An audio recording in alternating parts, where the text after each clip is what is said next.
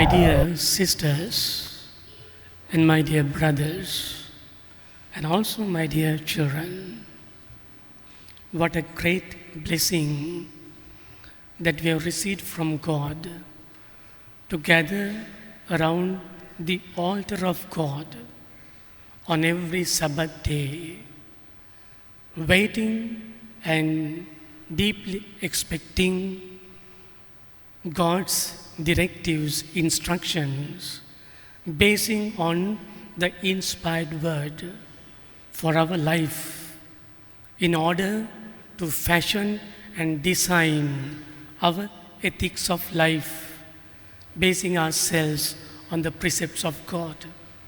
All of you are waiting in great expectation, in great hunger and thirst to get a word, inspired word for your lives, to base you in the right track of the light of Christ, the path of Christ, and also to follow the life of Christ.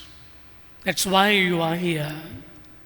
As you are seated around the altar today, in and through the inspired word, our Lord is unraveling a very, very spiritual subject that is so vital and fundamental to each and every one of us. Our Lord, in all the scripture readings that were read, surface the subject, the spiritual subject of repentance. It's so vital and essential to each and every one of us as sons and daughters who follow Christ, who believes in God. When we think of the spiritual subject of repentance, it deals directly with the heart of each and every one of us. That's why it's so special, so unique.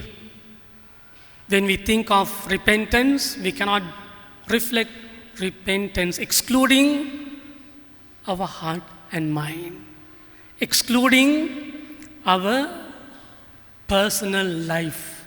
It directly deals with your inner personal life. Therefore, as I explain gradually and build up this homily in a way that you will enrich yourself with spiritual sustenance, you need to direct your attention into your inward self, into your inner self. My dear friends in Lord Jesus Christ, the call to repentance by the Holy Scriptures today invites each and every one of us to prepare our hearts. For what? To prepare our hearts to welcome our Lord Jesus. We love our Lord Jesus. We want to really surrender our whole life to Him. We need His directions.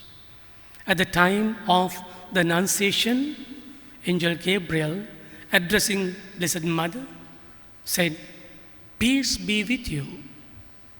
At the time of the birth of Jesus, the prophets proclaimed, saying, "The Prince of Peace was born." The peace that Jesus is going to bring, and He has already brought to this world, has to reign in your heart, in your mind. As believers of God and followers of Christ, if you are to experience inner tranquility, inner joy, inner peace, and inner happiness, you need to be a son and a daughter who should practice honestly the virtue of repentance. If anyone is here without practicing that and entertain a very stubborn or rigid, very selfish heart, for such ones, they will never be able to experience inner peace. When we read the four Gospels, you know, my dear friends, that the word repentance occurs 56 times. If some sentence or word is been occurred or repeated in the Gospels or in the Holy Word, that shows the vitality, the fundamentality, and the importance of that word that is applicable to our life. We see here today John the Baptist embarking on a mission in preparing the way for the Lord and asking the people to repent. And he says, kingdom of God is at hand. Kingdom of God is very near. Level the mountains, fill up the valleys, and straighten the crooked roads. Are there mountains in your mind, in your heart? Are there valleys in your heart, in your mind? Are there crooked roads? Yes. Spiritually analyzing that analogy, we have mountains in our hearts and minds. What are they? They are our sense of pride, our sense of higher estimation of ourselves. We can't dwell and link our life with God with sense of pride, with very proud hearts and minds, having established ourselves of a higher esteem level. No. We will never be able to relate to God and relate to your brothers and sisters in a humble way. We are called upon to level them to the maximum. Jesus humbled himself to the level of washing the feet of the disciples. Imagine the Son of God leveling himself to the level of washing the feet of his disciples. If you have areas in your heart and mind that are filled with pride, you have to level it. It's only then that you will open the doors in your heart for the Lord to enter. What are the valleys that has to be filled? They are our sinful, miserable addictions, our dark areas in our lives filled with so much of secret, dishonest actions. There may be so many. When we think about our very personal lives, we may have to get ourselves redeemed and liberated ourselves from our very miserable addictions, which we are personally enjoying, but unethically, going against God, violating the divine word, violating the divine commandments, violating your marital promises and ethics in life. We cannot go on with such pitiful situations for a long time. We'll end up with disasters and calamities. Our Lord says, in and through John the Baptist, fill them with sanctity. We fill them with the grace of God. Fill up them with the blessings from God and level it. What are crooked ways? They are wrong decisions, wrong relationships. When you take wrong decisions, what happens? Well, you will suffer in time to come, and you will create suffering for others. Wrong contacts, wrong unethical relationships, they will follow you with so much of frustrations and depression and tensions.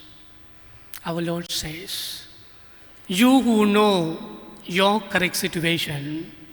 And John the Baptist says, have an inward reflection, very genuine evaluation, very genuine estimation about yourselves, and get yourself quickly corrected. Let no Satan direct you in those paths.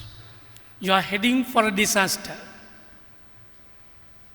And when we come to the Gospels, we could see Jesus in many occasions touch upon this spiritual virtue of repentance in different ways. In Luke chapter 13, verse 3, he warns the people of the consequences that they would face if they do not repent. Our Lord says, unless you repent, you will all likewise perish. Disasters are sure to come. Yet again, in the Gospel of Luke chapter 15 verse 7, our Lord says, there will be more joy in heaven over one sinner who repents than the 99 who need no repentance. When we really repent, it says, the choirs of angels are praising us. There's a lot of joy in heaven.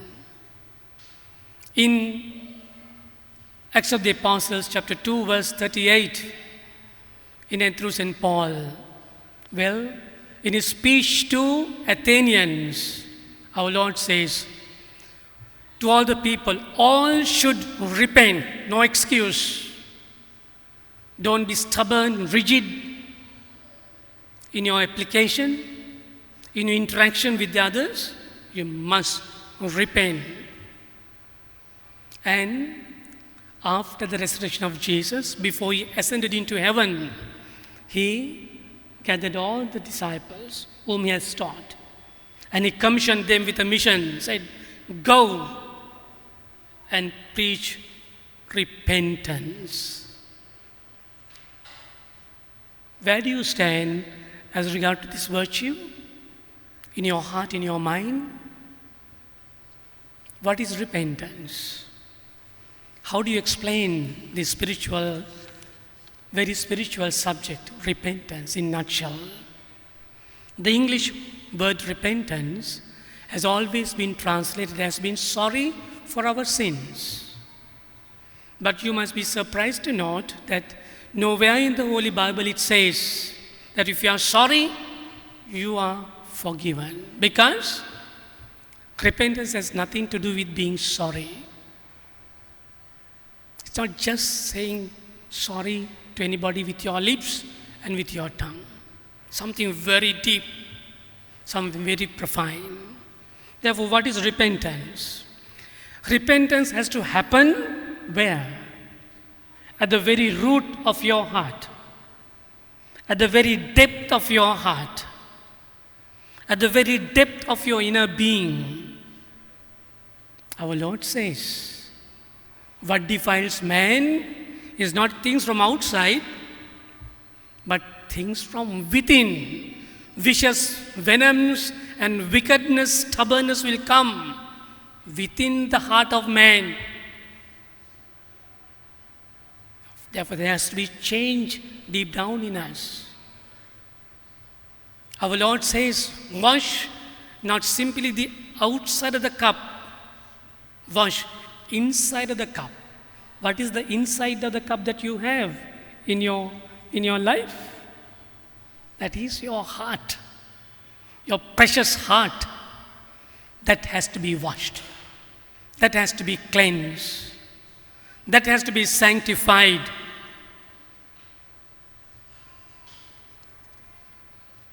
St. Paul, my dear friends, after having an honest examination of himself, having realized that there's a lot of tendency for evil within himself, he says, I do not do the good that I want, but the evil that I do not want is what I do.